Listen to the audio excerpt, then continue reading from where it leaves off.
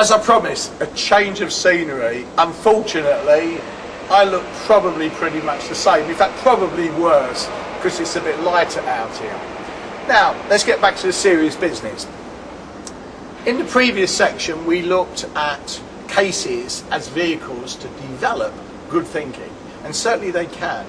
What we're going to do now is to look at the other important thing that cases can help us address in terms of our educational aims and objectives, and that is to get students really involved in looking at issues of a value-laden or moral nature.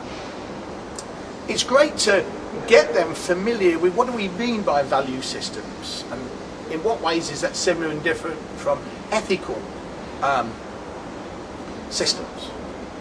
But perhaps even more importantly, to understand where these things come from. How do we develop our values, our beliefs? How does it work in relation to the mind? What's the relationship between ethical issues and the types of thinking that we discussed earlier?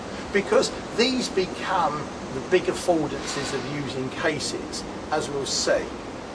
Don't expect that cases will make students more ethical necessarily, or behave in a more moral way, however we define this. But what they can certainly do is to get students really engaged with these and challenge their assumptions.